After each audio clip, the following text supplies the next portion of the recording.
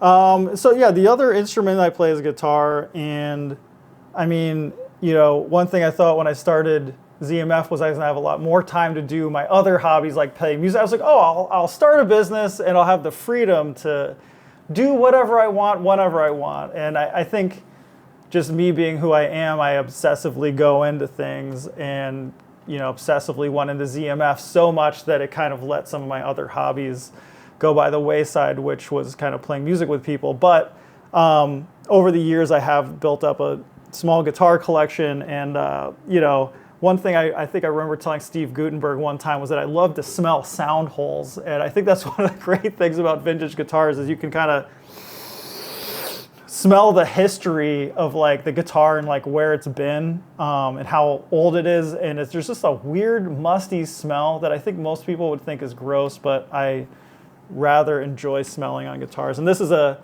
1937 0018H, which originally was a Hawaiian guitar when it was born.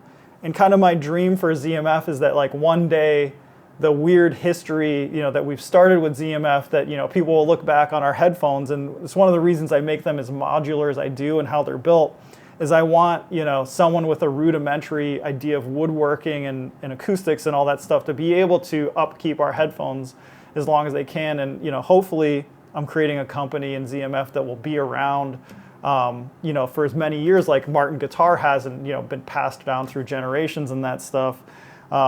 But, I like to kind of romantically think of ZMF as maybe will be like the Martin guitars of headphones someday, as kind of an American-built brand that lasts on for a long time.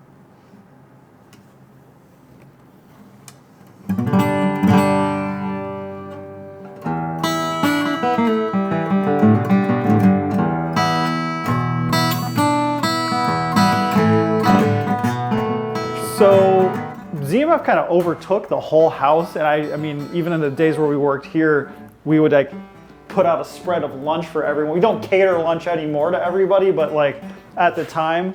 And then, I mean, it started in a basement and slowly overtook this entire house. But if you can imagine, this is where the employees first came. Down here, and there's still the remnants of a lot of the stuff because when we moved into new space, we didn't really have like area to clean everything up or time to clean everything up. And so there's my little homemade CNC machine where I DIY CNC'd a lot of like the Verite closed and stuff like that in their first iterations. Oh, the old Fostex. Look at that. T50 cups. You got to save all the parts in case one comes back for repair. So I've harvested all the parts and I've kept them. And every once in a while I'll come down here and grab a T50 part when one comes back in for repair. Will it still run?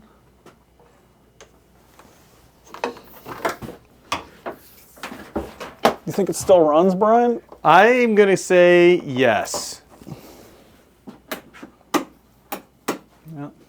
No? I think it's... Oh! Are you okay? Are you fucked up? Yeah. They've always said I have the magic touch, but I touched the machine and it came to life. It scared the shit out of me. Hasn't been used in a few years, but I just had to give it a gentle wake up. Mwah, mwah. But I thought we were going to have to run to the ER for half a second there. It's just a gentle sander. Just a gentle sander.